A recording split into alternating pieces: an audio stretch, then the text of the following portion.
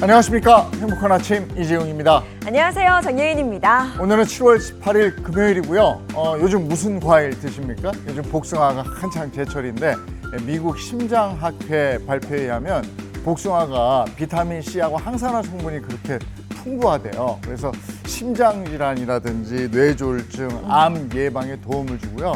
식이섬유가 또 풍부해서 포만감도 주고 장 건강에도 그렇게 좋다고. 네, 달콤한 제철 과일 복숭아 꼭 챙겨 드시고요. 또 금요일에는 건강도 챙겨봐야겠죠. 오늘 건강 리모델링에서는 우리 몸을 살찌우는 장 독소에 대한 이야기 나눠보도록 하겠습니다. 자, 금요일 행복한 아침 바로 시작합니다.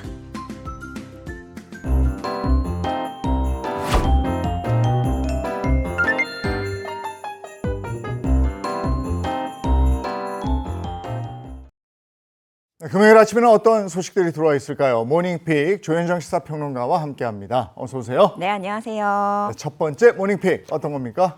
네, 첫 번째 모닝픽 폭우 피해 속출입니다. 네, 정말 걱정입니다. 어젯밤 사이 극한 호우가 쏟아지면서 전국적으로 폭우 피해가 속출하고 있습니다. 자세히 좀 전해주시죠. 네, 전국적으로 비가 정말 많이 내리고 있습니다. 도로 침수로 인해서 물이 가슴 높이까지 차고요. 자동차는 빗물에 떠다니는 상황까지 발생을 하고 있는데요.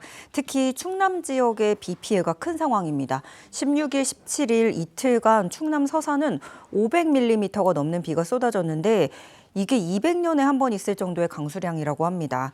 경기 남부와 충남 내륙 등 이렇게 중부 지역뿐만이 아니라 광주도 17일인 어제 하루만 무려 400mm 이상의 폭우가 쏟아졌고요. 경남 지역 곳곳에서도 200mm가 넘는 폭우가 내리는 등 그야말로 하늘이 뚫린 것처럼 전국적으로 폭우가 쏟아졌습니다. 네, 정말 퍼부었습니다. 네. 기록적인 폭우가 내리는 가운데 피해가 속출했고 또 안타까운 사망 사건도 있었어요. 네, 많은 비가 쏟아진 지난 17일 새벽에 서산에서는요, 한 침수 차량에서 50대 남성이 심정지 상태로 발견된 안타까운 일이 있었고요. 또 경기도 오산시에서도 고가도로 10m 높이의 옹벽이 무너져 내리면서 40대 운전자 1명이 숨졌습니다. 17일인 어제 4시 기준으로 경기도와 충남에서 총 4명이 숨졌고요. 52개 시군에서 주민 5,200여 명이 일시 대피한 것으로 파악됐습니다. 뿐만 아니라 항공기와 여객선이 결항하고 산사태와 도로 범람 등의 피해가 잇따랐고요. 일부 열차 운행이 일시 중단되기도 했습니다. 그리고 학교 482곳을 휴교하는 등 670여 개의 학교가 학사 일정이 또 조정이 되기도 했습니다. 네, 비가 좀 그쳐야 할 텐데 앞으로 더 내릴 예정이라고요. 네, 그게 문제예요. 이 비가 강약을 반복하면서 주말까지 이어질 전망인데요. 이미 300~400mm가 내린 상황에서 오늘 20일까지 최대 300mm가 더 내릴 것으로 예상된다고 합니다. 행정안전부는 풍수해 위기경보 심각 단계를 발령하고 중대본 3단계를 가동해 비상대응 태세를 최고 수준으로 끌어올렸는데요. 특히 먼저 비가 많이 내렸거나 경북처럼 또 산불 때문에 산 지반이 약해진 지역은 지자체장의 대피 명령 권한 행사를 적극 권고했고요. 이에 따른 주민 대피 또 보호 그 비용은 중앙정부가 지원할 방침이라고 합니다. 그런데 비가 이미 많이 내렸던 거에 또 추가적으로 내려서 누적이 되는 거니까요. 저도 이렇게 오면서 보는데 포트홀 같은 게 많이 보이더라고요. 네네. 땅이 꺼진 곳도 많고 그런데 정말 각별히 조심하셔야겠습니다. 네, 다시 한번 주변 점검 네. 철저히 해야 되겠고 꼭 필요한 약속이 아니면 좀 미루는 것도 방법이고요. 네. 자, 다음 픽은요. 네, 두 번째 모닝픽은 늙어가는 기업들입니다. 기업이 늙어간다. 이게 어떤 이야기일까요? 대기업 인력 구조의 고령화가 가속화되고 있다는 소식입니다. 앞으로는 40대, 50대인데도 뭐 회사에서는 막내인 게 익숙할 수도 있다는 그렇죠. 생각이 드는데요.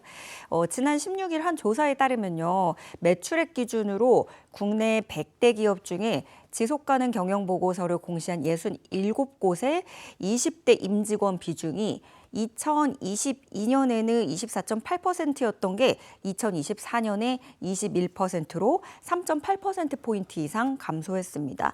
조사 대상 기업의 절반이 넘는 곳에서 20대 직원 수가 감소한 것으로 나타났는데요. 반면에 30대 이상 임직원 수는 같은 기간 약 88만 명에서 91만여 명으로 3만여 명이 증가했습니다. 특히 S전자 같은 경우에는요, 지난해 40대 이상 직원 수가 처음으로 20대 직원 수를 앞질렀는데 직원 3명 중 1명이 간부급 직원이라고 합니다.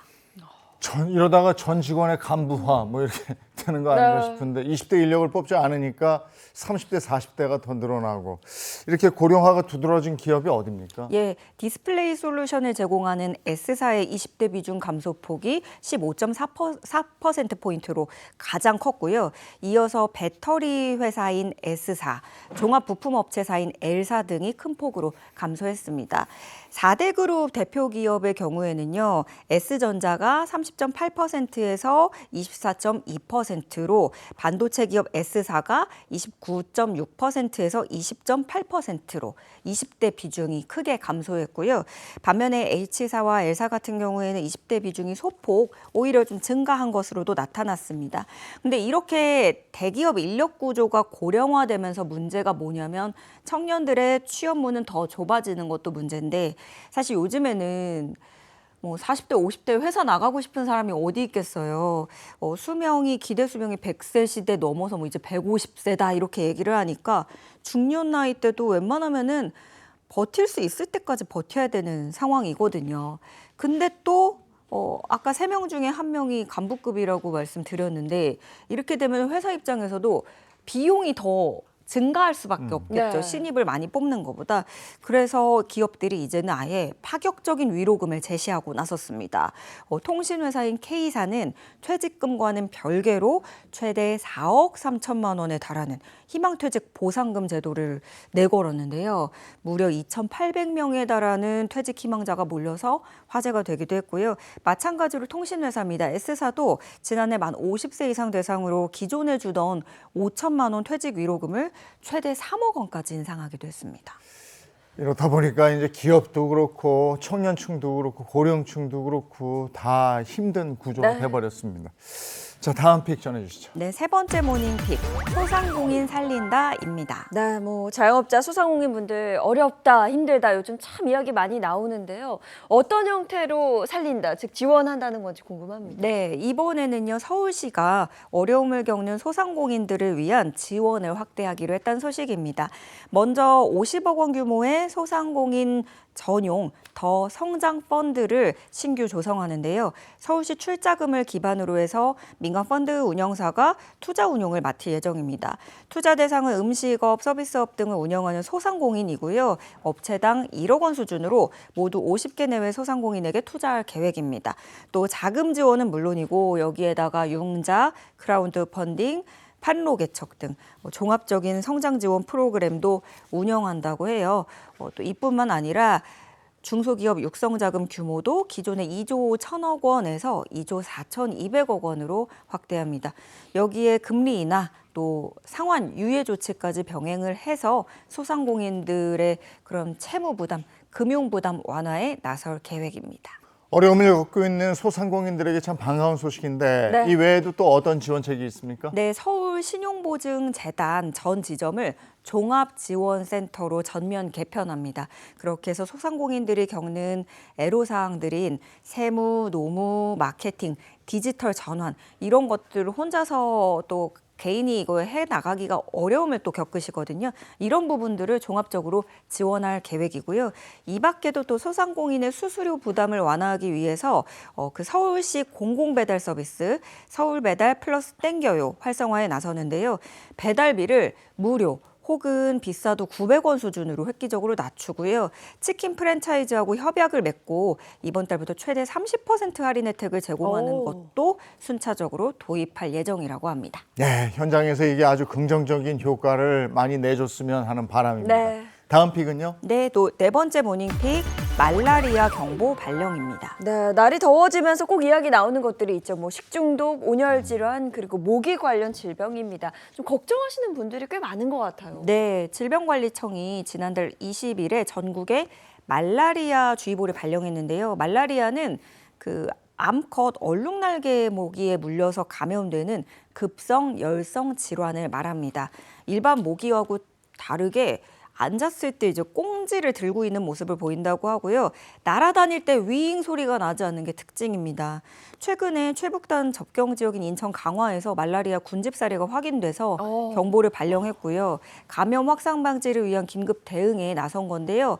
군집 사례라고 한다는 거는 기준이 있어요. 말라리아 위험 지역 안에서 2명 이상이 14일 이내에 말라리아 증상이 발생하고 이들의 거주지가 1km 이내일 때를 말하는데 요게 나타난 겁니다. 말라리아 증상은 어떻게 나타나는 거예요? 네. 평균 잠복기가 있는데 한 7일에서 30일 정도 이 잠복기 지나고 나면은요. 대표적인 거는 열이 납니다. 발열, 오한, 두통, 근육통, 설사, 구토 이런 것들을 하는데요.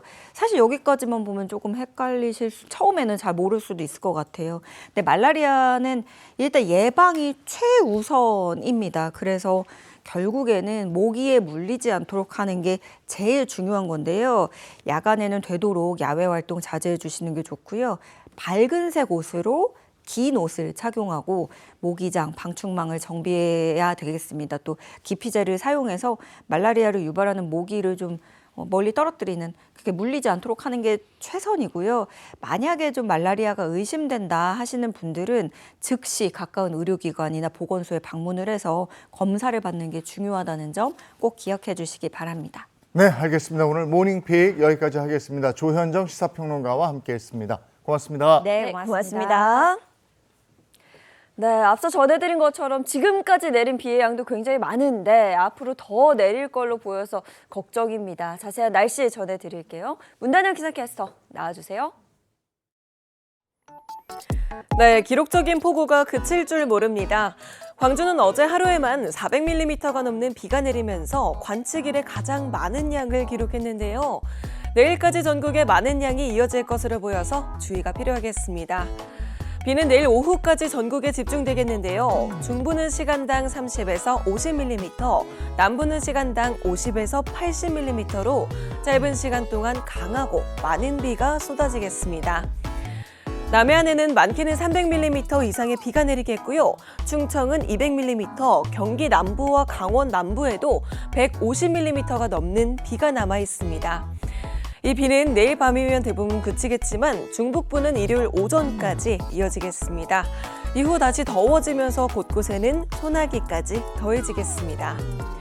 오늘 한낮 기온은 서울이 29도, 대구 30도, 대전 31도를 보이겠습니다. 현재 충청 지역에는 산사태 위기경보 심각으로 최고 수준이 발령 중입니다. 산사태와 시설물 침수 등 안전사고에 유의 바랍니다. 지금까지 날씨 전해드렸습니다.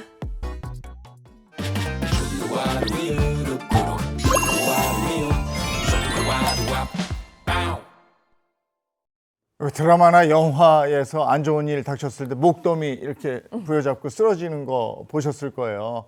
근데 이 목 뒷부분에 바늘로 찌르는 통증이라든지 전기에 감전된 듯한 그런 통증이 느껴질 때는 얼른 조치를 취해야 됩니다. 네, 흔하게 겪지만 우리가 제대로 알지 못하는 이 질환의 정체부터 요즘 같은 여름철 특히 더 주의해야 하는 3대 색소 질환의 정체까지 우리 집 앞 의사의 진짜 이야기 들어보는 최희의 닥터하우스 함께 하시죠. 우리 집 앞 의사의 진짜 이야기부터 내 몸을 위한 건강 노하우까지 전해드릴게요. 안녕하세요. 닥터하우스 MC 최희입니다. 오늘 함께할 첫 번째 주인공은요. 무려 10만 건의 신경계 질환을 치료한 닥터입니다. 네, 반갑습니다. 안녕하세요. 신경외과 전문의 권호익입니다. 네, 오늘 준비하신 주제가 정말 많은 분들이 겪고 있는 증상이라고 하는데요. 오늘 준비한 주제 어떤 거죠? 두통은 인류가 경험하는 가장 흔한 통증 중 하나입니다. 즉각적이고 강력한 통증으로 인해 숨이 턱 막히기도 하고 눈앞이 새하얗게 변하기도 하는데요.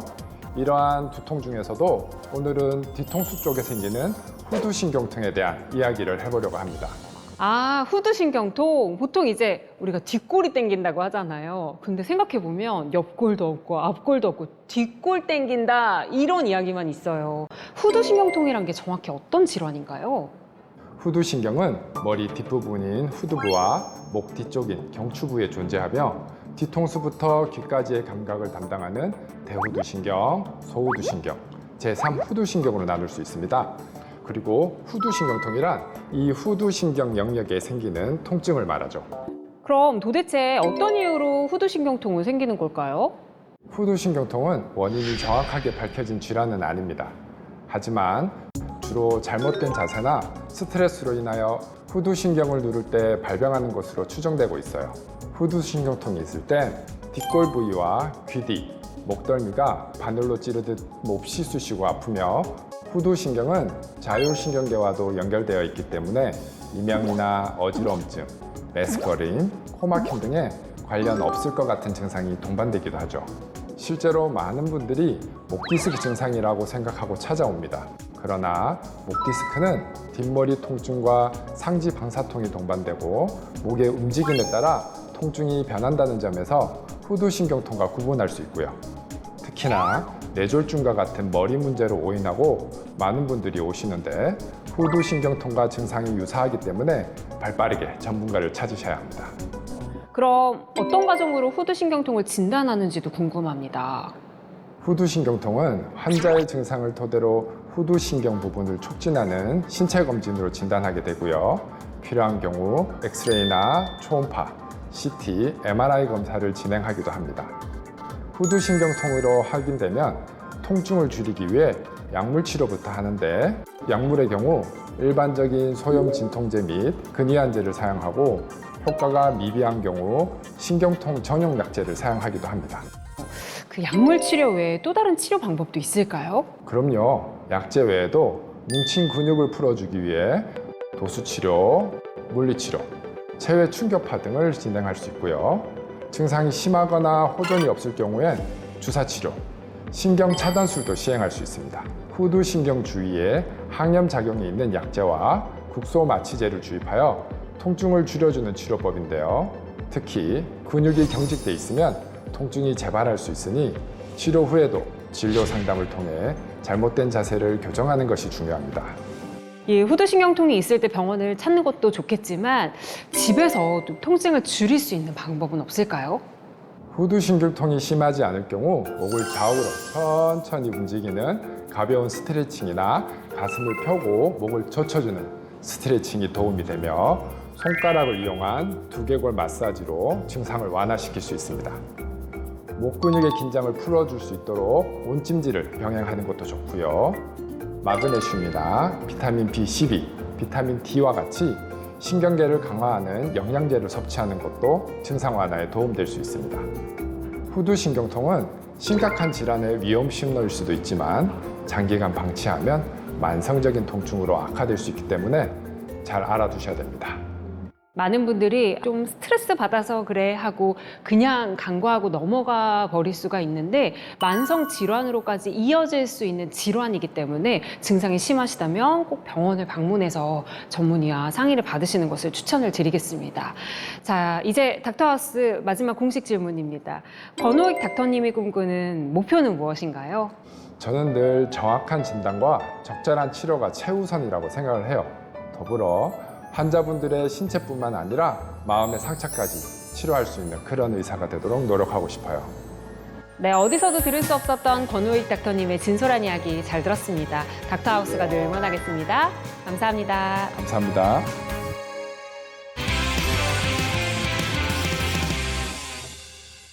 자, 오늘 함께할 두 번째 주인공은요, 무려 10만 명의 환자를 진료하고 치료한 닥터입니다. 어서 오세요. 와, 안녕하세요. 반갑습니다. 안녕하세요. 10년차 피부과 전문의 정하나입니다. 요즘 많은 분들이 정말 피부에 관심이 많잖아요. 벌써부터 오늘 주제가 궁금해지는데요. 주제 공개 전에 관련된 질문부터 하나 드릴게요. 혹시 최희님께서는 여름 하면 어떤 게 생각나세요? 여름하면 요즘에 너무 더워요. 아주 찌는 듯한 무더위, 그리고 이렇게 더우니까 시원한 수박도 생각나고 청량한 바다도 생각이 나고요. 아무래도 말씀하신 것들이 여름하면 가장 흔하게 떠오르는 부분이죠. 하지만 요즘 같은 계절에 결코 놓쳐선 안 되는 게 있습니다. 바로 고온다습한 여름이 남기는 흔적, 색소 질환인데요. 참 저도 그렇고 제 주변에서도 그렇고 고민이 많은 부분입니다. 맞아요.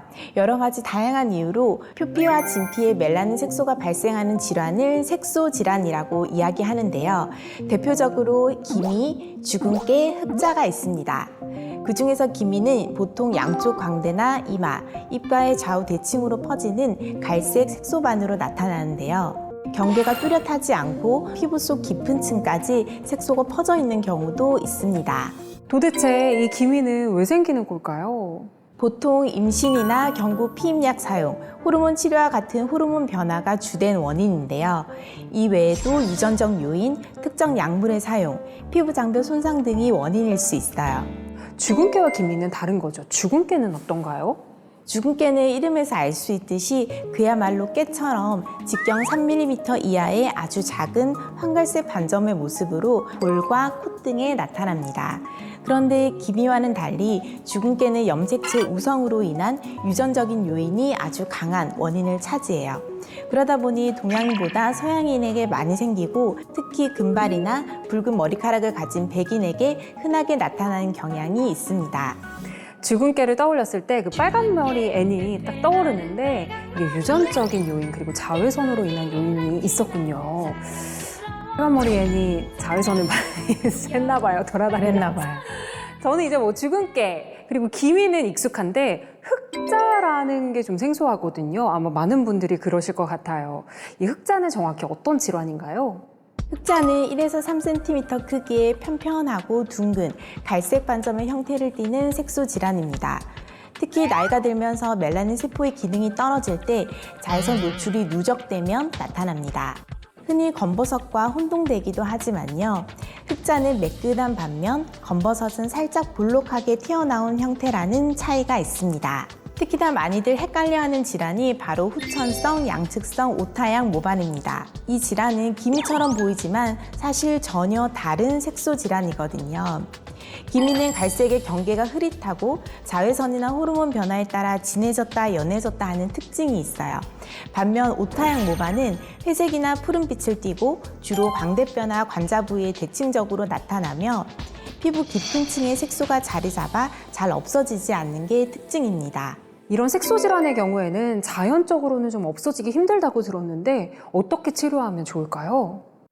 우선 기미의 경우 진피까지 도달하는 레이저 파장을 이용해 멜라닌 색소부터 제거하는 토닝 치료가 우선됩니다. 그 다음엔 근본적인 개선을 위한 치료가 진행돼야 하기 때문에 항노화 레이저 치료를 통해 나이 들면서 약해진 진피층의 섬유아세포 기능을 활성화하고요. 피부 타입에 따라 필요한 경우 초음파나 고주파, 피부에 영양 성분을 주사하는 스킨 부스터 치료까지 병행할 수 있습니다. 주근깨는 치료 반응이 기미보다 빠르고 뚜렷한 편이거든요. 그래서 멜라닌을 선택적으로 반응하는 치료호 혹은 670 나노미터 파장의 레이저 치료를 진행할 수 있고요. 흑자의 경우도 마찬가지로 표피에 있는 색소 병변이지만 두께가 더 두껍기 때문에 755 나노미터 파장의 레이저로 제거하고요. 광노화가 선행 원인이므로 치료 후에도 자외선 차단이 꼭 필요합니다. 이렇게 적절한 치료법이 있다니 참 반가운 얘기인 것 같습니다. 자, 제가 갑자기 궁금한 질문이 생겼는데요. 닥터님, 혹시 피부과를 선택할 때 주의해야 할, 신경 써야 할 부분이 있을까요? 네, 그럼요. 사실 우리 피부는 보이는 것과 다르게 여러 층의 겹으로 아주 복잡한 구조를 이룹니다.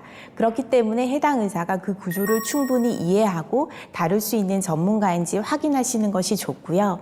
더 안전하고 효과적인 치료를 위해 가능한 한 피부과 전문의에게 진료받는 것이 중요하겠습니다. 네, 자, 이 색소 질환 무엇보다 예방이 또 중요하겠죠. 클렌징은 부드럽게 미온수를 사용하시고 닦으실 때도 세게 문지르면 자국이 될 수 있으니 수건으로 톡톡 두드려서 닦아주세요. 또한 미백 기능성 화장품을 사용하는 것도 도움이 될 수 있는데요. 성분으로는 나이아신아마이드, 알부틴, 비타민C 유도체가 함유된 미백 제품을 꾸준히 사용하신다면 색소 질환의 호전을 기대할 수 있겠습니다. 네. 마지막으로 닥터하우스 공식 질문 드릴게요. 정하나 닥터님이 꿈꾸는 목표는 무엇인가요? 피부를 예쁘게 가꾸는 것을 넘어서 시간이 지나도 자연스럽고 건강하게 나이 들 수 있도록 돕는 것, 바로 웰 에이징입니다. 진료에 있어선 과학적이고 정직한 접근, 그리고 전공한 피부 과학을 바탕으로 전문성에 기반한 고퀄리티 치료를 추구하고 있습니다. 네, 많은 분들이 건강하고 아름다운 피부를 가질 수 있도록 더욱더 멋진 진료, 좋은 진료 부탁드리겠습니다. 자, 지금까지 어디서도 들을 수 없었던 진솔한 이야기 들려주신 정하나 닥터님 다시 한번 감사드립니다. 감사합니다. 네, 저희는 다음 시간에 또 다른 이야기로 찾아오겠습니다. 지금까지 닥터하우스 MC 최희였습니다.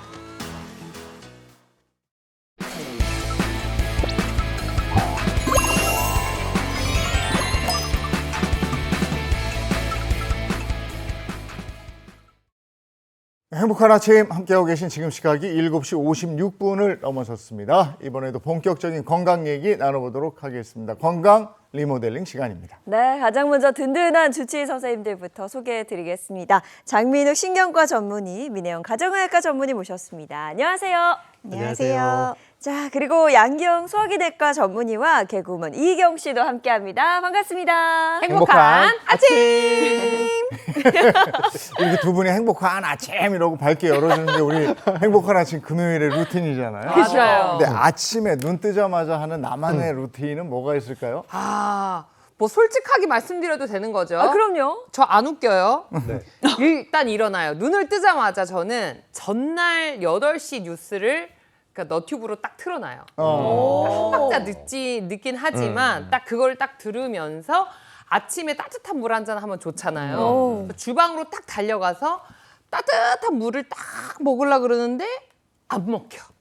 이게 안 먹혀. 그래서 결국은 안 먹어요. 그래서 그건 루틴이 아닌데 안 먹는 게 루틴인 거예요? 뉴스까지만 사실이고 다음부터는 소망으로 자꾸 해야지 하는데 물 먹는 것도 안 되고 약 핑계 대고 약통을 탁 열어도 안 먹혀. 미루는 게 루틴이네, 미루는 거. 미루고 있습니다. 우리 주치 선생님들은 아침에 루틴이 어떤 겁니까? 저 솔직하게 말씀드리면 저도 이제 일어나자마자 일단 핸드폰부터 자연스럽게 뭐 네. 나도 모르게 핸드폰 손 가니까 핸드폰 보고 그 다음에 이제 아침 맞구나 뭐 이제 일어나야 되는구나 싶으면 네, 스트레치 한번 하고 그다음에 저는 교회 다니니까 짧게 기도 한번 하고 그다음에 이제 하루 시작합니다. 좋은 루틴이다. 바람직한데요. 장민욱 선생님은요? 저는 이제 아침에 소변 보러 가죠. 그러네. 네, 저 이제 머리맡에 따뜻한 그 보온병에 따뜻한 물을 좀 이렇게 넣어놓거든요. 그래서 아침에 일어나서 그거 한잔 하고 그리고 화장실 다녀옵니다. 채우고 비우고. 네, 그렇죠. 채워야 잘 비워져요. 민혜영 선생님은요? 저도 아침에 일어나면 일단 각을 하고요. 저는 일단 무조건 나가서 유산균 먹고 와요. 네, 아침에 눈 뜨자마자. 아침 루틴을 잘 지켜야 건강해집니다. 네. 그러니까요. 요즘 같은 여름철 막 지치고 몸도 피로할 때는 이런 건강한 루틴을 반복하는 게 굉장히 큰 도움이 될 텐데요. 근데 이 무더운 여름이 계속되고 있는 이 와중에 멈출 수 없는 게 바로 이 체중 관리, 건강 관리가 아닐까 싶습니다. 네. 근데 오늘 이야기 나눌 주제가요. 내 몸을 살찌게 하는 장 독소거든요. 근데 일단 장 독소 이게 뭔지부터 좀 자세히 들어봐야 할 것 같습니다. 네, 장독소 말 그대로 우리 장에서 생기는 독소, 유해 물질을 말하죠. 근데 주로는요 장에서 좀 서식하고 있는 장내 유해 미생물에 의해서 많이 생기게 됩니다. 사실 우리의 장 속에는 굉장히 다양한 수족의 미생물이 살고 있어요. 그 안에는 뭐 다양한 세균도 있고 바이러스도 있고 곰팡이균 같은 것들도 있을 수 있는데요. 나름의 생태계를 구성을 하면서 음식물이 들어왔을 때 소화시키는 데도 도움을 주고요. 또 영양소를 흡수시키기도 하고 또 면역에도 관여하는 등 굉장히 다양한 작용을 하고 있습니다. 근데 이런 미생물들이요 가장 이상적인 환경을 구성을 하고 있는 게 유해균이 15% 정도, 유익균이 85% 정도 있을 때예요. 약간의 견제를 하면서 균형을 했을 때 가장 장이 건강한 상태인데 어떤 이유 때문인가 이런 건강한 비율이 깨진다. 그러면 유해균이 갑자기 득세를 하게 되겠죠. 장내에 독소들이 막 많아지게 되고 그로 인해서 여러 가지 문제들이 생길 수 있습니다. 그럼 이 장독소를 유발하는 원인은 뭐예요? 예, 장독소를 유발하는 원인 크게 세 가지가 있는데 첫 번째는 바로 잘못된 식습관입니다. 정말 고당분, 또 이 고지방 식이나요? 아니면은 또 이렇게 너무 지나치게 가공이 된 그런 음식들을 뭐 지속적으로 섭취한다든지 하게 되면은 장내 유익균들은 좀 줄어들게 되고 유해균들이 증식하게 됩니다. 자, 또한 우리 여름 요즘 너무 덥잖아요, 그죠? 네. 그래서 이렇게 더울 때 뭐 어떤 음식들 이렇게 많이 드시게 되죠? 일단 뭐 달달한 빙수도 생각이 맞아요, 나고 맞아요. 아이스크림. 네, 맞아요. 딱이에요. 시원한 거죠, 시원한 거. 시원하고 정말 달콤하고 이런 음료수, 방금 말씀하신 뭐 팥빙수, 아이스크림 이렇게 정말 이런 음식들 아무래도 다른 계절보다 많이 찾게 되는데 이러한 또 이 고당분 음식들이 또 이 장내에서 이 유해균들을 또 이 번식을 촉진해가지고 장내 환경 불균형하게 만들고요. 그러다 보면 또 이게 장 독소가 많이 또 생성되게 됩니다. 장 독소를 만들어내는 두 번째 원인은 바로 스트레스입니다. 우리 스트레스 많이 받으면 왜 입맛도 없고 좀 소화 능력도 많이 떨어진다고 생각하잖아요. 네. 근데 이렇게 스트레스로 인해서 장 운동이 느려지게 되는데 이게 바로 자율신경계 영향 때문입니다. 스트레스를 받으면 자율신경계 중에서 이제 교감신경계가 항진되면서 장 운동은 정체되기 시작하는데요. 그러니까 더 많이 메스껍고 좀 소화가 전 안 되고 계속 얹히는 것 같은 느낌도 들 수 있습니다. 이렇게 되면은 유해균이 우리 몸속에 굉장히 많이 쌓이게 되는데 이 유해균이 배출한 독소가 장벽을 손상시키게 되고 또 염증까지도 유발시킬 수 있습니다. 예, 장독소를 유발하는 3가지 원인에 대해서 알아보고 있어요. 잘못된 식습관, 스트레스를 꼽아주셨는데 또 하나는 뭡니까? 자, 마지막으로는 소화 효소의 감소도 장독소를 과다하게 유발할 수 있습니다. 사실 효소라고 하는 건요, 화학 반응을 매개를 하고 있는 화학 반응을 촉진시키는 성분을 얘기를 하는데 우리 몸속에서는 효소를 크게 2가지로 나눌 수 있어요. 소화, 그러니까 음식물이 들어와서 안쪽으로 몸 안으로 들어오는 데 관여하는 소화 효소와 또 대사, 전반적으로 이 영양소를 가지고 에너지를 만들어내는 데 쓰는 대사 효소 2가지로 나눌 수가 있거든요. 자, 문제는요, 이런 효소들이 우리 몸에서 없거나 또는 활성이 제대로 되지 않아서 부족할 때예요. 자, 이러면 어떤 일이 생길까요? 왠지 뭔가 우리 몸속에 아무리 좋은 걸 먹어도 일단 분해도 안 되고 흡수도 안 되니까 아무리 좋은 영양소를 공급을 해줘도 내 몸에서 못 받아들이고 그러면 생명에도 약간 생명 유지에도 힘들 것 같고 뭔가 살아도 사는 게 아니래. 갑자기요? 먹어도 먹는 게 아니래. 이렇게 될 것 같아요. 너무 슬픈 얘기를 너무 그러게. 저희가 웃으면서 받아들였네요. 떠오르더라고. 네, 정확하게 얘기를 해주셨어요. 그래서 실제로 이제 효소로 우리가 별명이 있어요. 생명의 불꽃이라고도 부르거든요. 정말 효소가 존재를 해야지만 우리의 생명이 활활활 이렇게 타오를 수 있는 거예요. 그래서 제대로 효소가 없다면 우리 몸의 모든 요소들이 제 기능을 할 수가 없겠죠.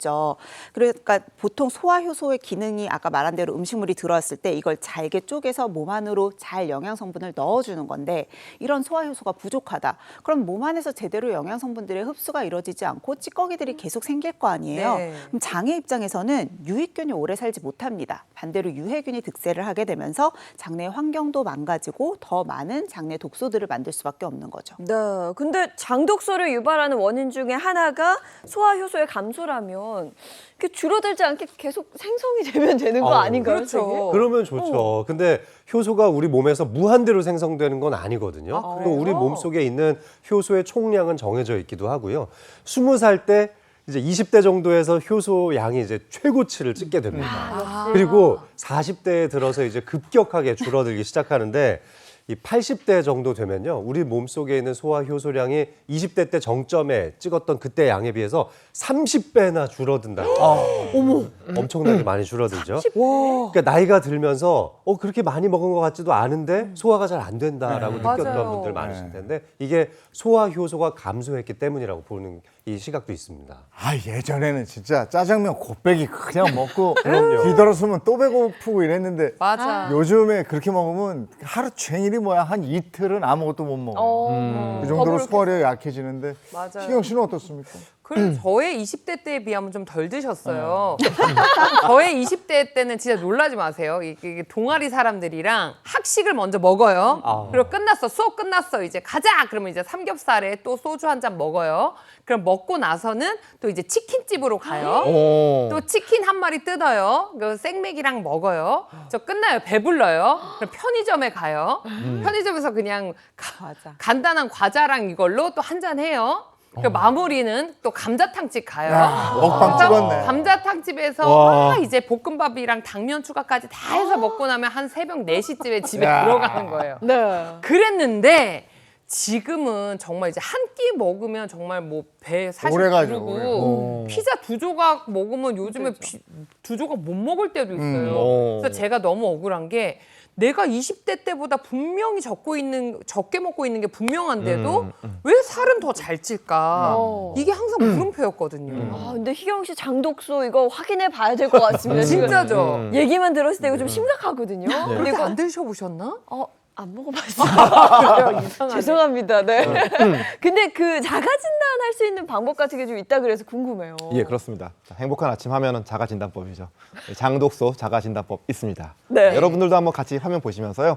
나는 어디에 해당하는지 한번 같이 한번 체크해 보시면 좋으실 것 같습니다. 네, 장독소 자가진단법 그럼 같이 한번 살펴보도록 하겠습니다. 자, 체크해 주시면 돼요. 1. 식사 후 더부룩하거나 배에서 꾸르륵 소리가 난다. 2. 시도 때도 없이 방귀와 트림이 나온다. 3. 조금만 먹어도 소화가 안 되고 살이 빠지지 않는다. 4. 체중 감량을 해도 요요 현상으로 다시 돌아온다. 5. 평소에 피곤함을 자주 느낀다. 자, 이렇게 총 5문항인데요. 희경 씨, 이 중에 몇 개나 해당돼요? 제 안에 당독소 있는 건가? 3개 정도 해당이 되는데 세 개. 3, 4, 5번. 아. 뭐 이게 조금만 먹어도 소화는 잘 되는 것 같은데 살이 좀 안 빠지고요. 그다음에 뭐 요요를 늘 걱정해야 되고 피곤함도 평소보다 좀 많이 느끼는 것 같아요. 나는 4개나 해당되네. 그래요? 그래요? 체중 감량을 해도 요요 현상으로 다시 돌아온다. 체중 감량 안 해봤기 때문에 요요가 뭔지를 모르는데 이거 빼곤 다예요. 그래요? 그러면 4개인데 이거 몇 개 이상 해당하면 문제가 있는 거예요? 총 5개 중에서 3개 이상이면은 어머. 예, 장독소를 좀 장독소 의심해 봐야 있네. 되는 예, 아, 그런 있네. 상황입니다. 우리가 보통 이렇게 음식을 먹으면요, 보통 한 18시간 정도 보통 배설이 많이 되고 늦어도 36시간 안에는 좀 배출이 돼야 되는데요. 자, 체내 이 소화 효소가 부족을 하게 되면요, 우리가 먹었던 음식들이 장 내에서 소화되지 못하는 그런 음식들이 생기게 되고 또 노폐물 이런 것들이 제때 배출되지 못하면 이게 자꾸 체내에서 계속 축적이 되고 몸에서 계속 오래 머무르게 되면 장내 유해균들이 증가하게 됩니다. 이런 장내 유해균들이 증가를 하게 되면 거꾸로 또 노폐물들이 잘 배설되지 못하면서 소화 불량까지 일으키게 되는 거죠. 이런 악순환이 돌게 되는 겁니다. 네. 그러면 이제 장독소와 소화 불량이 뗄래야 뗄 수 없는 관계라는 말씀인데 저 여기서 굉장히 궁금한 거 우리 시청자분들도 궁금할 것 같아요. 장독소가 우리 몸에 살을 찌운다 그랬잖아요. 아니 장독소에 칼로리가 있는 것도 아니고 어떻게 우리 몸에 살을 찌울 수 있는지 그게 너무 궁금해지는데요. 그렇죠. 근데 사실 잘 생각을 해보시면 소화불량이 계속된다? 그럼 내가 음식을 먹어도 제대로 소화되지 못하고 계속 찌꺼기가 쌓인다는 거잖아요. 이게 그냥 내 몸을 관처럼 통과하는 게 아니라 몸 어딘가에 계속해서 남아있겠죠.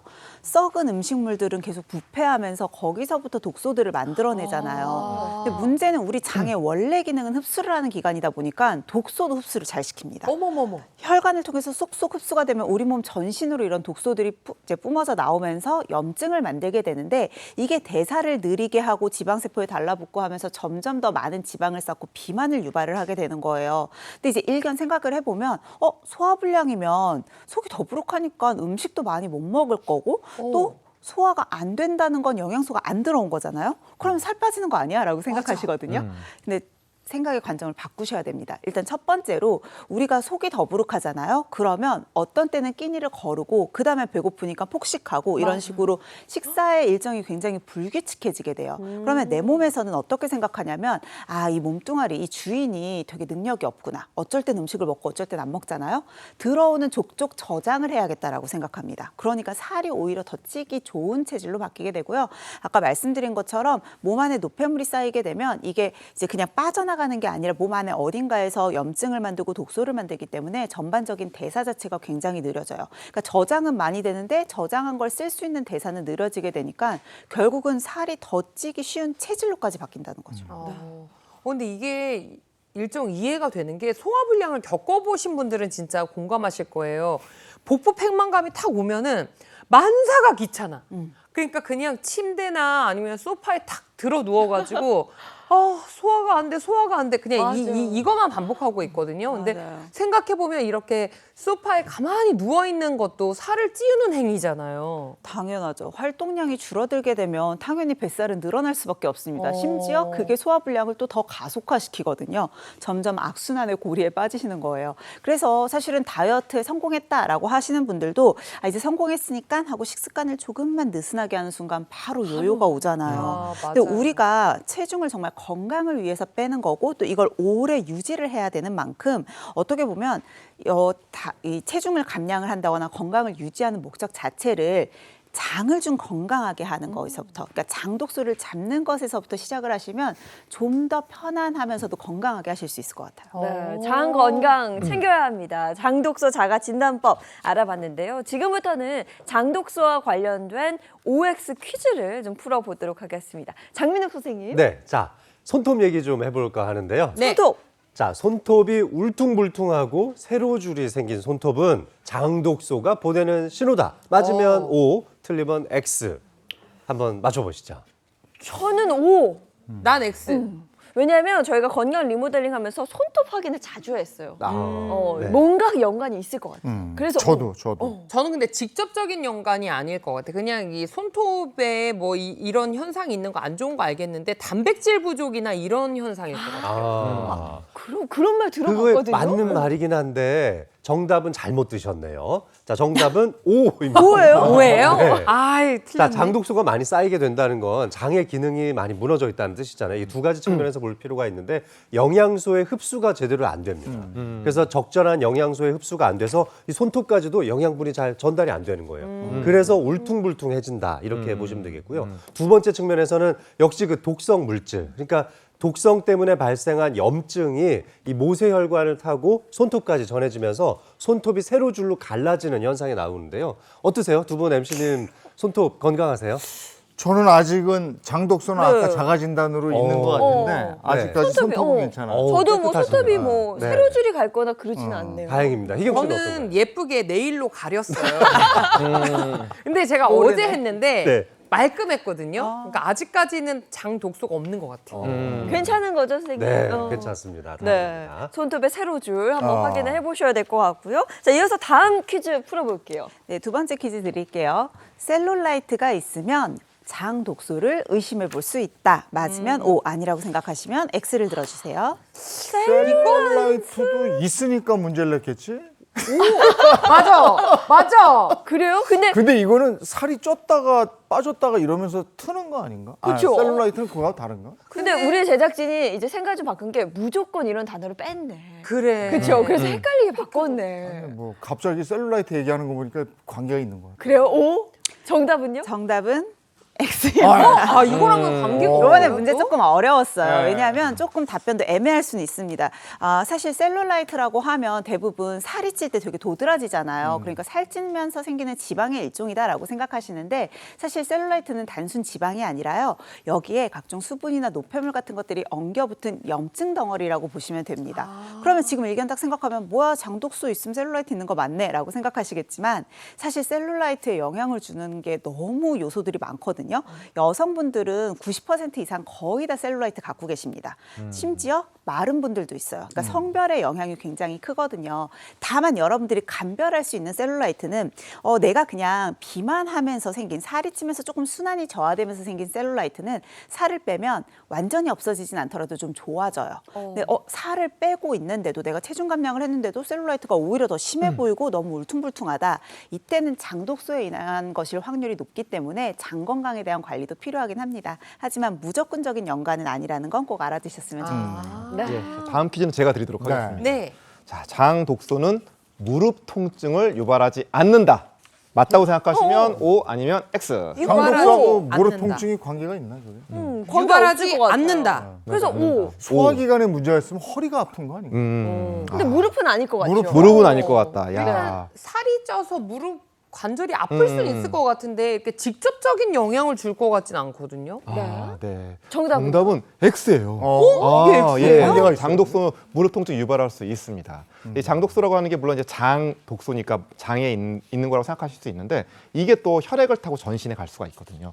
이렇게 돌다가 이 무릎에 가서 쌓이게 되면 이것이 무릎 통증을 유발할 수 있습니다. 그러니까 평소에 내가 뭐 소화불량, 뭐 변비 이렇게 좀 위장관 증상이 있는데 여기에 좀 무릎 통증까지 좀 같이 병발하게 됐다. 이러면은 이럴 때는 좀 장독소 관계가 된 것은 아닌지 한번 의심해봐야 됩니다. 장독소가 무릎 통증까지 유발할 수 있다고 하셨잖아요. 그러면 진짜 우리 몸에 장독소가 있는 게 굉장히 안 좋은 건데 그걸 모르고 이렇게 쭉 생활하다가 좀 우리 몸에 어떤 안 좋은 것들이 생길 수 있어요? 일단 장독소가 1차적으로 머무는 곳이 장이잖아요. 그렇다 보니까 장벽을 구성하는 세포를 손상시키고 이걸로 인해서 이제 장의 보호 기능 자체를 약화시킬 수 있습니다. 우리의 위장관 중에서도 소화기관, 주로 이제 음식물을 흡수를 담당하고 있는 기관은 소장인데요. 소장벽을 보면 이렇게 육모라고 해서 작은 털같이 육모들로 쫙 구성이 돼 있어요. 그러면 표면적을 최대한 넓혀서 최대한 많은 영양소를 흡수할 수 있거든요. 근데 이제 문제는 요 육모를 구성하고 있는 세포들이 단단하게 결합을 하면서 좋은 영양소는 흡수시키지만 나쁜 것들 있잖아요. 네. 유해 물질들이나 바이러스 같은 것들은 여기를 뚫고 들어오면 몸 안으로 들어오는 거거든요. 그러니까 이것들이 들어오지 못하도록 막아주는 방어의 역할을 합니다. 문제는 여기서 이제 장내 세균들, 특히 유해균 같은 것들이 많이 득세를 하면서 독소들이 오면 이런 세포 간의 단단한 결합이 느슨해지게 되는 거예요. 그러면서 원래는 막아줘야 되는 바이러스나 나쁜 독소들, 유해물질 같은 것들이 안으로 들어오게 되는데 그러면 혈관을 타고 내 몸 속을 돌아다니게 되겠죠. 이걸 우리가 장누수 증후군이라고 이야기합니다. 이렇게 장누수 증후군이 발생하면 소장 내의 염증 반응이 과도해지게 되는데요. 이런 과도한 면역 반응에 이어서 전신의 염증 반응이 발생할 수 있습니다. 평상시에 특별히 피부염을 앓고 있었던 분들이 아닌데 갑자기 아토피 피부염과 같은 이런 피부계 면역 반응이 일어나시는 분들 혹시 나한테 장누수 증후군이 생긴 건 아닌가? 한 번쯤 생각해 보실 필요가 있습니다. 네, 그럼 이 외에 장독소를 방치하게 되면 또 어떤 질환을 유발할 수 있을까요? 이것도 궁금한 부분인데 이게 제가 보니까요, 이게 소화 기능을 저하시킬 뿐만 아니라 만성적으로 이어질 경우에는 뭐 크론병, 궤양성 대장염과 같은 염증성 장 질환을 또 초래할 수도 있다고 합니다. 살을 찌게 하는 장 독소에 대한 얘기 지금 나누고 있는데요. 이번에 무너진 건강을 리모델링한 주인공을 좀 만나보도록 하겠습니다. 만나보기 전에 문진표 함께 보시죠. 네, 이름 임윤서, 나이는 47세이시고요. 식습관을 살펴보면 기름지고 자극적인 음식을 즐겨 드셨고 식사 시간이 불규칙했다고 합니다. 수면 시간 하루에 8시간, 운동은 아예 안 하셨어요. 특정 질환의 가족력이 있는 것도 아니셨고요. 윤서 씨는 그냥 비만, 소화 불량, 변비가 있었다고 합니다. 근데 이게 기름지고 달콤한 음식들이 장독소를 유발한다고 말씀을 해주셨는데 뭐 굉장히 그런 것들 장독소가 활발해지는 그런 환경을 계속 제공을 하고 계셨던 것 같아요. 그렇죠? 그렇죠. 앞서서 저희가 말씀드렸던 게 다 지금 있잖아요. 기타 상황에 보면은 비만이나 네. 소화불량과 변비를 다 겪고 계셨었는데요. 어떻게 장 건강을 잘 지키셨는지 또 어떻게 이 비만에서 탈출하셨는지 좀 궁금합니다. 네. 자, 어떻게 건강 리모델링에 성공을 했는지 그건 화면으로 만나보시죠. 인천의 한 헬스장. 열심히 운동 중인 사람들 중에서도 유독 눈에 띄는 사람이 있었으니 위장 건강 잡고 체중 감량에 성공한 이분. 안녕하세요. 소화불량을 극복한 임윤서입니다. 윤서 씨, 만나서 반갑습니다. 유산소와 근력 운동을 병행하며 꾸준히 건강 관리 중이라는 윤서 씨. 군살 하나 없는 지금과는 달리 과거에는 불어난 체중으로 고민이 많았답니다. 제가 지금과는 달리 예전에는 70kg 가까이 나갔었어요.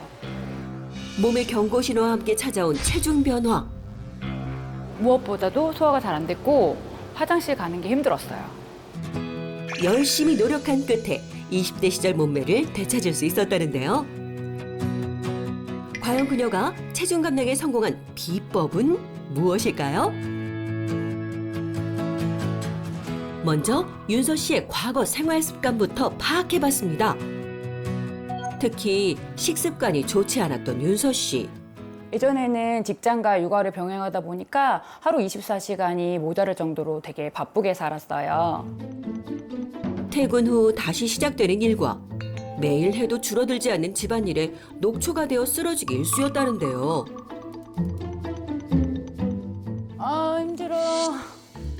그러다 보니 식사 시간을 놓치는 일도 많았답니다. 하루에 한 끼를 챙겨 먹는 것조차 너무 힘들어서 제대로 된 음식보다는 간단하게 음식을 먹게 되더라고요. 자연스레 젊은 시절부터 즐겨 먹던 배달 음식으로 한 끼를 해결하곤 했다는 윤서 씨. 하지만 예전과 달리 소화불량으로 고생하는 날들이 부쩍 늘었다는데요. 아, 속이 왜 이렇게 답답하지? 지금 보니까 주문한 음식 거의 다 못 드셨거든요. 조금 먹었을 뿐인데 속이 좀 많이 불편하신 것 같아요. 그래서 좀 물도 마시고 그러니까 괜찮아졌나 싶은데 다시 먹어보지만 여전히 좀 그쵸 불편하신 것 같아요.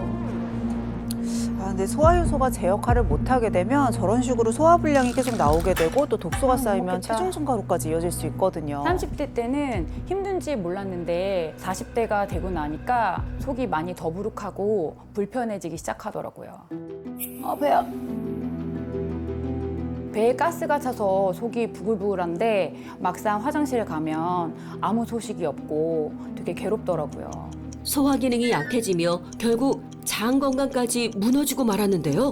그래서 어느 순간부터는 소화제를 달고 살았는데 정신 차리고 보니까 몸무게가 70kg가 쪘더라고요. 이게 나이를 먹어서 그런 건가 싶으면서 더 늦기 전에 건강관리에 힘써야겠다라고 생각했었어요. 건강을 되찾겠다고 결심한 후 가장 먼저 한 일은 식습관에 변화를 주는 일이었답니다. 뭐 하고 계신 거예요? 지금 저 오트밀빵 만들고 있어요. 불편한 속을 달래기 위해 윤서 씨가 택한 것은 오트밀. 오트밀과 몇 가지 재료를 갈아 만든 빵으로 아침을 대신하고 있다는데요. 섬유질이 풍부해 포만감을 높여줘 체중 감량에도 도움이 됐답니다. 굉장히 담백하고 바나나가 들어가 있으니까 따로 설탕이나 알룰로스를 넣지 않아도 단맛이 나거든요. 거기에 블루베리랑 함께 먹으니까 너무 상큼하고 맛있어요. 윤서 씨가 탄수화물 섭취 후에 꼭 챙겨 먹는 것이 있습니다. 요 카모토 효소인데요. 예전에 제가 소화가 잘 안 돼가지고 계속 속이 더부룩하고 그랬었거든요. 주변에 물어봤더니 카모토 효소가 도움이 된다고 하더라고요. 그래서 챙겨 먹기 시작했는데 속도 편해지고 화장실도 잘 가니 체중 감량에 도움이 된 것 같아요. 소화불량에서 벗어나며 위 건강은 물론 몸매까지 되찾았다는 윤서 씨. 체중 관리를 시작한 이후 달라진 일상이 또 하나 있습니다. 매일 체중 변화 확인하는 게 저희 루틴이에요. 매일 몸무게를 체크하면 그날 식사량을 조절하는 데 도움이 돼요. 그날 오후 나 왔어. 왔어? 들어와. 덥지? 엄마 밥 먹었어? 요새 날씨도 덥고 그냥 입맛도 없고 뭘 먹을지 좋을지 모르겠네. 엄마 나이 들수록 잘 챙겨 먹어야 돼. 엄마 내가 맛있는 거 해줄게. 잠깐만 기다려. 무더위에 입맛을 잃은 어머니를 위해 윤서 씨가 나섰습니다. 지금 뭐 하고 계신 거예요? 엄마가 크림 파스타 좋아하셔가지고 제가 파스타 만들고 있어요. 꾸덕한 크림과 탄수화물의 만남. 입맛을 돋우는데 이만한 게 없다는데요. 과연 그 맛은 어떨까요? 엄마 식사하세요. 엄마 파스타 좋아하잖아. 얼른 먹어봐. 근데 너 전에는 이렇게 면 먹으면 소화 안 된다 그러고 그랬잖아. 맞아. 예전에는 면 먹으면 소화도 안 되고 속이 더부룩하고 그랬는데 지금은 마음껏 먹어도 소화 잘 돼서 너무 좋아. 빨리 드세요.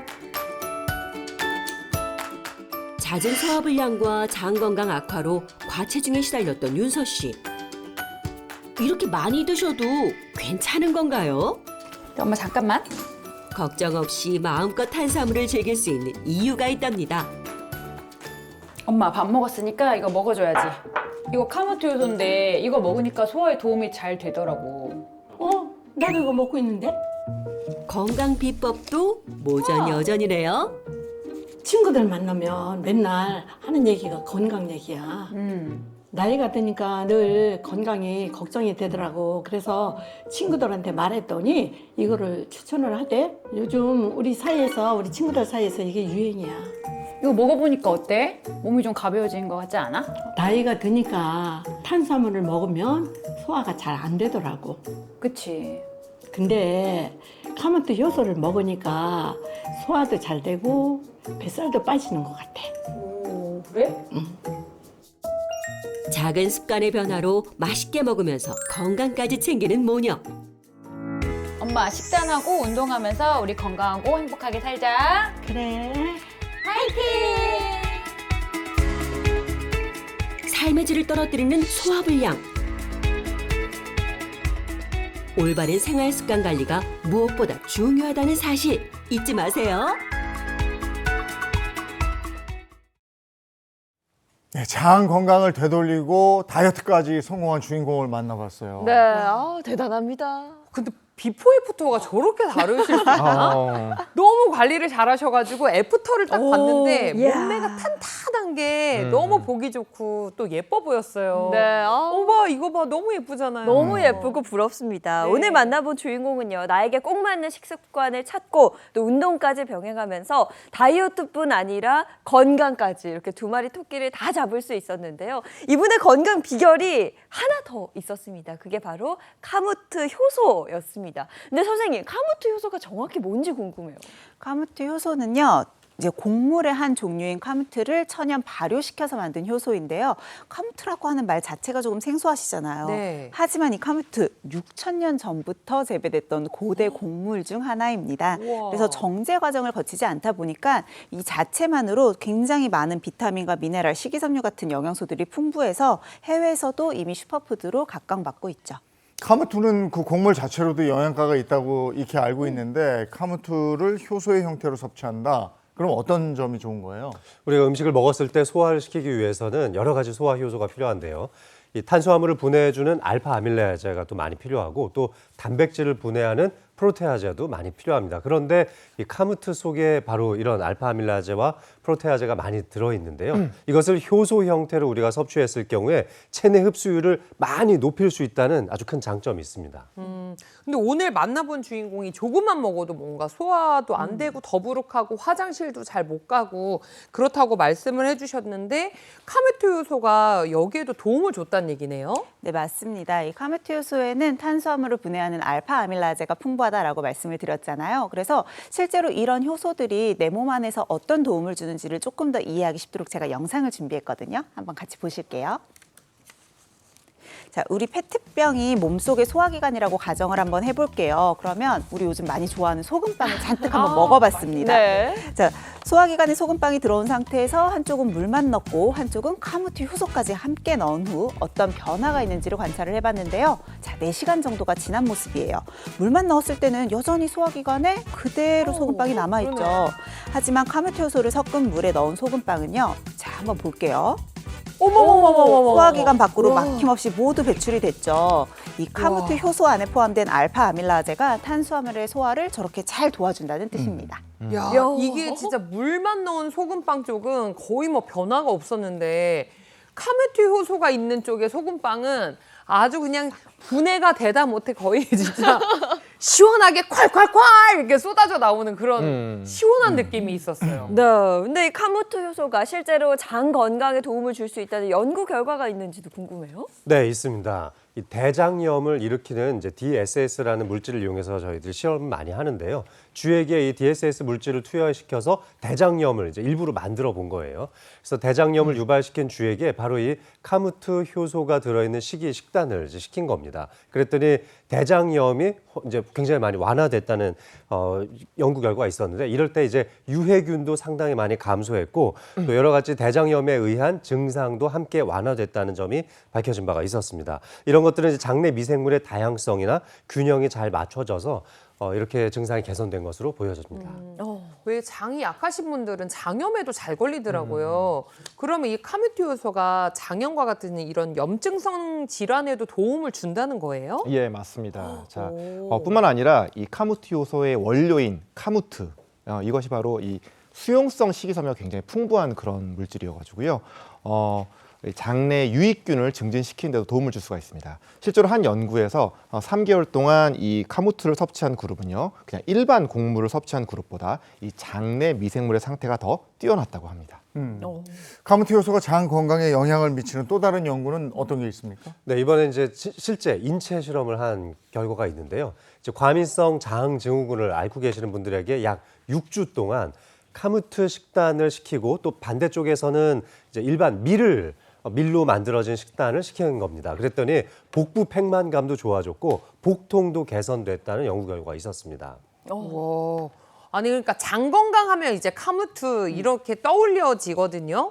그 이렇게 좋은 거 좀 맛 좀 보면 안 될까요? 아, 그럴 줄 알고 네. 준비했습니다. 앞에 아, 이제 그래요? 네, 카무토 효소를 준비를 해봤는데 일단 맛을 한번 볼까요? 다 같이? 이게 곡물이란 말이죠. 냄새도 좋아요. 고구마 라떼 같아. 고소한데요?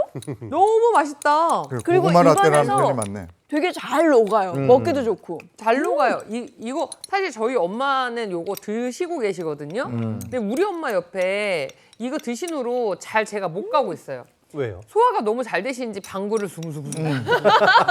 엄마 미안해 못 지켜줘서. 근데 진짜 속이 너무 편안하다고 하셔가지고 또 맛있다. 좀 챙겨드려야겠어요. 고구마 라떼 같은데요? 네, 맛있어요. 저 같은 빵순이는 이거 좀 자주 먹어야 될 것 같아요. 맛도 좋고. 근데 장민 선생님, 이 네. 카무토 효소가 장 건강 지키는 것뿐만 아니라 네. 체중 감량에도 도움을 준다고 알고 있거든요. 자, 이 장 독소가 아까 많이 쌓인다고 그랬잖아요. 이 장 독소가 지방 세포와 만나면 어떤 결과를 초래하는지 제가 영상으로 시연을 하나 준비해 봤거든요. 네. 한번 보시죠. 자, 지금 보시면 이런 노란색 슬라임이 지방 세포라고 한번 가정을 해보고 이 구슬이 장 독소입니다. 네. 장 독소가 지방 세포를 엄청 좋아해요. 그래서 이렇게 달라붙는 특징이 있는데 지방 세포와 장 독소가 끈끈하게 이제 결합을 저렇게 막 하는 거죠. 아우, 이렇게 들어보다. 되면은 이게 다양한 염증 반응도 일으킬 수 있고 결국에는 이런 문제들이 살을 찌게 만드는 체질로 변한다는 거예요. 저거 어떻게 떼어내냐고 저 당독. 내 지방 세포에 저런 염증이 잔뜩 고여 있다고 생각만 해도 끔찍하죠.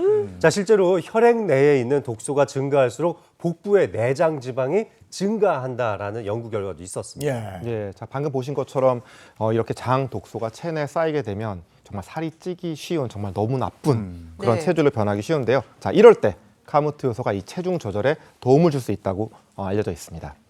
자 고지방 식이로요 비만을 유발한 쥐에게 각자 일반 식빵하고 또 이 카무트 식빵을 주고서 이 변화를 한번 살펴본 연구가 있는데요.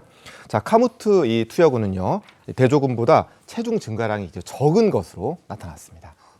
저는 이제 카무트 이야기를 지금 계속 듣고 있잖아요. 얼마나 좋은지 또 들었잖아요. 장 건강하면 카무트다. 뭐 이렇게 떠올리지는데 사실 장 건강도 장 건강인데 이거 체중 감량이 너무 나한테 달콤하게 들린다. 네. 어머 이거 얼마나 도움을 주는 거예요? 쥐를 대상으로 한 연구 살펴봤으니까 이번에는 성인을 대상으로 한 연구 한번 살펴볼게요. 카무트가 지방세포에 미치는 영향을 성인 30명을 대상으로 이제 시행했던 연구가 있는데요. 자, 총 30명의 건강한 성인을 모집한 후에 한쪽 그룹에만 카무트를 4달 동안 섭취를 하게 했어요. 자, 그리고 어떤 변화가 일어났는지를 관찰을 했는데요. 카무트를 섭취를 했을 때 체지방량이 3.7%나 감소했고요. 또 중성지방도 14.8% 감소하는 것을 확인할 수 있었습니다. 우와. 나쁜 지방은 줄어들었잖아요. 그런데요, 반면에 우리 좋은 지방이라고 알려져 있는 대표적인 불포화 지방산인 DHA, 이게 비만 세포의 활성을 억제하고 염증을 줄여주는 역할을 하거든요. 체내의 DHA는 유의하게 증가한 것도 함께 확인할 수 있었다고 합니다. 카무트 효소를 먹었을 때 우리 몸에 또 어떤 도움을 줍니까? 이 카무트 속에는 강력한 항산화 영양제로 알려져 있는 셀레늄 성분이 풍부하게 들어있는데요. 아까 우리가 장 독소가 많이 쌓이면은 아토피 피부염 등의 피부 증상들이 많이 생긴다고 그랬잖아요. 네. 자, 그런데 이런 셀레늄 성분들이 이 피부 노화를 유발시킬 수 있는 활성산소라든지 노폐물을 제거하는 데 도움이 될 수가 있습니다. 그래서 피부 미용에도 뛰어난 효과를 보인다고 알려져 있고요. 네. 뿐만 아니라 이 셀레늄은 지방의 산화로 세포가 손상되는 걸 방지하고 염증 반응까지도 같이 좀 줄여주기 때문에 아까 무릎 통증, 관절염 얘기도 나왔었잖아요. 네. 그래서 이 관절염과 같은 염증 반응도 완화해 주는 데 도움이 되는 것으로 알려져 있습니다. 선생님, 근데 장 독소가 생기면 이게 아까 손톱 얘기도 하셨잖아요. 그렇죠. 근데 이게 뇌까지도 영향을 미쳐요. 맞습니다. 우리 뇌의 영향이 장 독소가 많이 쌓이게 되면은 우리가 장이 건강해야 뇌도 건강하다는 말이 많는데요. 연결되어 있다는 그렇죠. 말을 들었거든요. 그래서 장뇌축이라는 말을 많이 씁니다. 네. 이럴 때 이제 저희가 뇌막을 형성하는 게 혈뇌 장벽이라고 하는 장벽이 있는데 장 독소가 많이 쌓이게 되면 바로 이 혈내 장벽에 이 염증이 쌓이면서 이 혈내 장벽이 약해진다는 연구 결과가 있어요. 네. 그것 때문에 이 장에서 발생하는 여러 가지 염증 물질들이 뇌까지도 영향을 미치게 되는데 이때 발생하는 정말 치명적인 질병이 알츠하이머 병이 있습니다. 그래서 알츠하이머 병에 걸린 환자분들을 장 독소를 살펴봤더니 확실히 이분들이 장 누수 증후군도 많고 장내 독소도 훨씬 더 많았다는 연구 결과도 상당 부분 있었거든요. 그래서 요즘에는 장이 건강해야 치매도 좀 예방하는 것이 아닌가 이렇게 생각하는 견해도 많습니다. 네. 연결돼 그리고 있나 앞서 봐요. 또 장독소를 방치하게 되면 질환을 또 유발할 수 있다고 했는데 그 중에 있었던 게 이제 궤양성 대장염하고 크론병이었거든요. 예. 근데 정확히 이게 뭔지 좀 궁금해요. 그렇습니다. 자, 이 질환들은 만성 염증성 장질환이라고 합니다. 그러니까 장 내에서 계속 만성적으로 염증을 일으킨다고 하는 건데요. 그러다 보니까는 이제 복통, 또 소화불량뿐만 아니라 출혈, 더 나아가서는 심지어 암까지 일으킬 수 있는 굉장히 무서운 두 질환은 물론 내시경적으로 봤을 때 어느 정도 이제 감별이 되긴 하는데요. 특히나 이게 위치적으로 봤을 때 굉장히 큰 감별점을 줍니다. 자, 궤양성 대장염은 말 그대로 대장염이잖아요. 그래서 항문에서부터 점점 이렇게 올라가는 그런 쪽의 병이고요. 크론병은 정말 무섭게도 입에서부터 항문까지 어디에나 발생할 수 있는데요. 그러다 보니까는 이게 정말 무서운 게 이 항문 근처에 이 누공이라든지 그런 염증을 일으켜서 협착을 일으키는 그런 무서운 병이 있는데 아까 우리 장민호 선생님께서 말씀해 주셨잖아요. 이런 염증성 장질환에도 카무트 효소가 되게 도움이 될 수 있다고 했으니까 참고하시기 바랍니다. 그러면 카무트 효소를 먹을 때 주의할 점은 뭐가 있습니까? 네, 이 카무트 효소 같은 경우는 곡물인 카무트를 발효해서 만들었잖아요. 그래서 곡물 알러지가 있으신 분들은 당연히 섭취에 주의가 좀 필요하고요. 또 우리가 먹는 것인 만큼 제품을 믿을 수 있는 제조 기준을 따르고 있는지도 한 번 더 꼼꼼하게 체크하시면 좋을 것 같습니다. 마지막으로 임산부나 수유부는 늘 섭취 전에 전문의와 충분히 상의한 후에 섭취 여부를 결정하시는 게 좋겠죠. 네. 근데 진짜 장이 건강해야 우리가 일상이 편하잖아요. 엄청 중요해요. 장 불편하면 정말 하루 종일 인상 쓰고 다니는데 장이 편안하면 그냥 내 건강해지는 느낌이 들어요. 오늘 장 건강에 대한 얘기 함께 나눠봤습니다. 고맙습니다. 고맙습니다. 네, 이어서 오늘 날씨 확인해 보도록 하겠습니다. 오늘 또 비가 얼마나 내릴지 걱정인데요. 문다는 기상캐스터 바로 나와주세요. 네, 제가 10분 전에 나왔을 때까지만 해도 빗줄기가 약했었는데 현재 제 뒤를 보시면 서울의 빗줄기는 더 거세지고 있습니다. 이렇게 약했다 강했다를 반복하면서 오락가락 내릴 텐데요. 현재 서쪽 지역을 중심으로는 호우특보가 발령 중이고요. 이미 많은 비가 내린 데에다가 더해 추가로 내일까지 더 많은 양의 비가 내릴 것으로 보여서 주의가 필요하겠습니다. 비는 내일 오후까지 전국에 집중되겠는데요. 특히 중부지방을 중심으로는 시간당 30에서 50mm, 남부는 시간당 50에서 80mm 정도로 짧은 시간 동안 강하고 많은 양의 비가 쏟아지겠습니다. 남해안에는 많게는 300mm 이상의 비가 내리겠고요. 충청에는 200mm 이상, 경기 남부와 강원 남부에도 150mm 이상의 비가 남아 있습니다. 이 비는 내일 밤이면 대부분 그치겠지만 중북부는 일요일 오전까지 이어지겠고요. 그 이후에는 무더위가 이어지면서 곳곳에 소나기가 지나겠습니다. 오늘 한낮 기온은 서울이 29도, 대구가 30도, 대전은 31도를 보이겠습니다. 현재 충청 지역에는 산사태 위기경보 심각 단계 수준으로 가장 높은 단계가 발령 중인데요. 산사태와 저지대 침수로 인한 안전사고 주의하시기 바랍니다. 지금까지 날씨 전해드렸습니다. 아니, 비가 내릴 때 엄청나게 내리고 네. 비 피해가 속출하고 있어서 걱정인데요. 이 주변 한번 다시 점검을 해보셔야 되겠습니다. 네, 이 비가 뭐 주말까지 이어질 걸로 지금 예보상으로는 나와 네. 있어서요. 더 이상의 피해 없도록 조심하셔야겠습니다. 좋은 하루 보내시고요. 저희는 다음 주 월요일 아침 7시 30분에 돌아올게요. 행복한 아침, 행복한 하루, 안전한 주말 보내십시오. 고맙습니다. 고맙습니다.